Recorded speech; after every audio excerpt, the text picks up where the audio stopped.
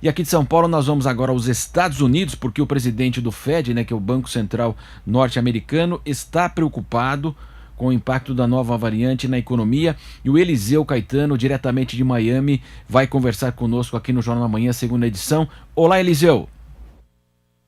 Olá, Marcelo, muito bom dia para você, bom dia para toda a audiência da Jovem Pan, sempre uma honra e uma alegria participar do Jornal da Manhã, segunda edição. Aqui em Miami, na Flórida, agora são 8 horas da manhã, com 20 minutos, a temperatura é de 17 graus Celsius. Esse início de semana traz consigo um friozinho gostoso aqui para o Sunshine State, mas onde está pegando fogo é lá em Washington, D.C., tudo porque Jerome Powell,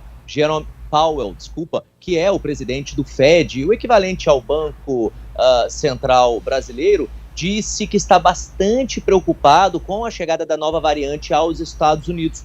Tudo porque, se essa variante for confirmada com a força que é esperada, possivelmente os Estados Unidos podem voltar a fazer o lockdown como outros países do mundo. Vale ressaltar que até o momento nós já fechamos aqui nos Estados Unidos as fronteiras com os países que já registraram pacientes infectados pela Omicron e também fronteiras fechadas nesse momento para voos diretos vindos da África do Sul. Jerome Powell disse que se um novo lockdown acontecer, pode prejudicar em muito a economia norte-americana, que já está terrivelmente abalada por conta dessas ondas, de tantas ondas da Covid-19 por aqui, viu? A inflação é o maior preocupante nesse momento. Já está 2% acima da média, 2% acima do considerado normal aqui no país. E os americanos já começam a sentir no bolso o peso da Covid-19, o peso de tantos lockdowns e de tantas regulamentações,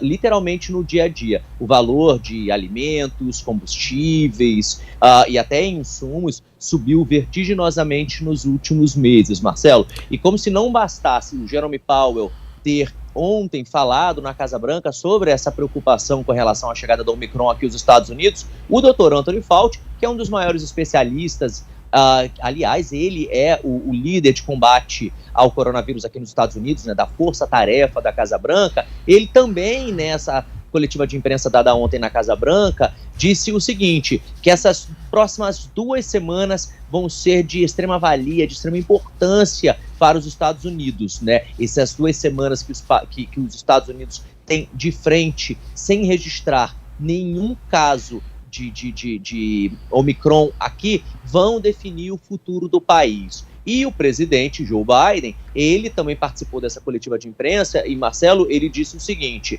para o povo americano não se preocupar, para quem não tomou vacina, para que vá se vacinar contra a Covid-19, para quem já está na época de tomar dose de reforço, para que faça isso, porque o que se sabe de momento é que as vacinas, sim, são inibidoras do Omicron. Ainda não se tem certeza. Por conta disso, os laboratórios, as farmacêuticas americanas já estão trabalhando a todo vapor para tentar criar, possivelmente, uma nova vacina que seja eficaz contra o Omicron. O presidente dos Estados Unidos, Joe Biden, ainda disse que vai ser quase impossível que o vírus novo, né, que essa nova mutação, não chegue ao país. Mas ele reforçou que os americanos não têm com que se preocupar, que podem continuar se vacinando, usando máscaras, pediu inclusive para que todo mundo, inclusive os vacinados, voltem a utilizar máscaras como uma maneira de não se infectar com essa nova variante, que é muito mais forte, que é muito mais potente e que alguns estudos iniciais relataram que ela não seria combatida tão facilmente pelas vacinas já existentes. Com relação à fala do Jerome Powell, o presidente dos Estados Unidos, Joe Biden, disse que está muito confiante no trabalho realizado pelo Fed, pelo Banco Central aqui do país, e que acredita que os Estados Unidos vão sim superar essa inflação grande e crescente que ataca a economia do país. Eu volto ao estúdio. Sem dúvida, né, Eliseu? Infelizmente a inflação é global. Hoje também foram divulgados dados aí da zona do euro, também a maior inflação em décadas, como você disse, nos Estados Unidos também há décadas também essa inflação. Aqui no Brasil, infelizmente, aí na casa de 2 dígitos. Então a gente observa que a inflação corrói os salários aí, o poder de compra, a confiança do consumidor aqui no Brasil. E tem essa palavra aí do presidente Joe Biden de evitar também aqui o mesmo discurso adotado aqui pelo governo brasileiro, evitar esse desespero, toda essa situação que possa aí trazer uma complicação ainda mais e uma grande preocupação com o lado econômico, como você disse, né? Quer dizer, a ideia agora é saber, a pergunta que vai tranquilizar ou não, se os imunizantes atuais eles têm capacidade aí de combater e ter eficácia em relação ao Ômicron. Essa é a grande questão realmente. Já tivemos até uma palavra da Moderna que poderia ser mais complicada essa situação. Então o detalhe é esse agora, né, Eliseu?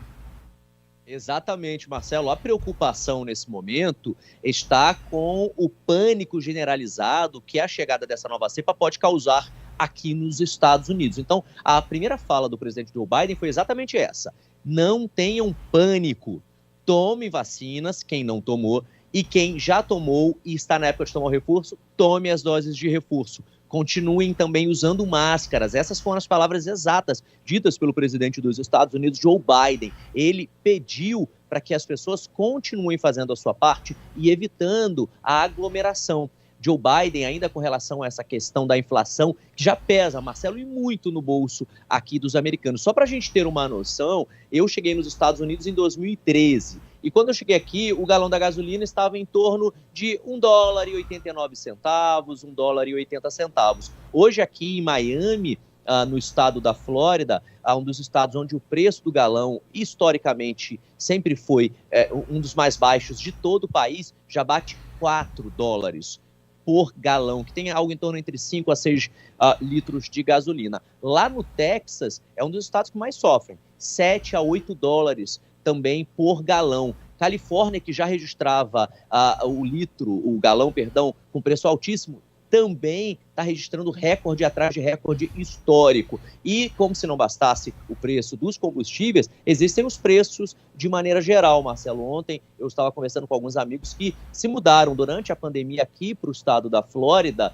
por conta dos preços serem mais baratos, de alimento, aluguel, e foi uma constatação geral, viu? Os preços aqui também subiram bastante.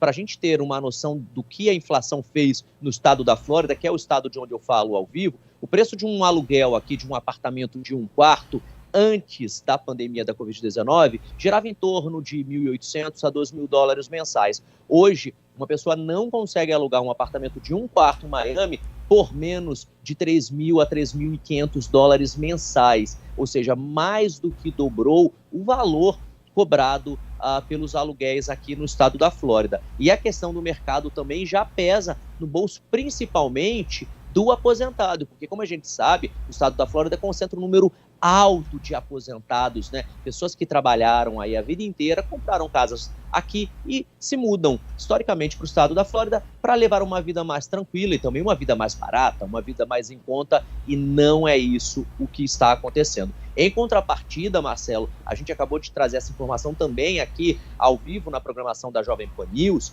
o número de brasileiros enviando dinheiro do exterior para o Brasil aumentou, viu? Passou aí de $2 bilhões o valor das remessas enviadas do exterior com destino ao Brasil.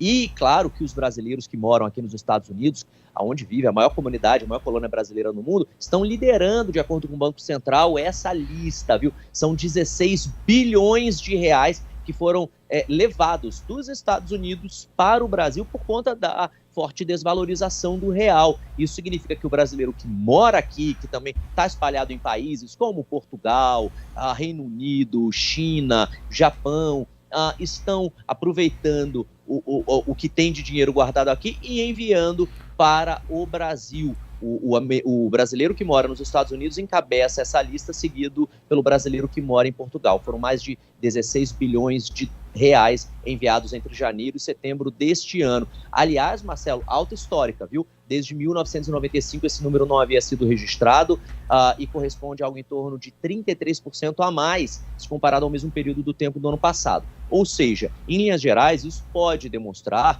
de que o brasileiro que está no exterior está com medo dessas muitas variantes da Covid-19, de possíveis novos lockdowns e está investido no Brasil, onde mora, né, a família e os amigos, para, num caso de emergência, possivelmente retornar ao país de origem, Marcelo.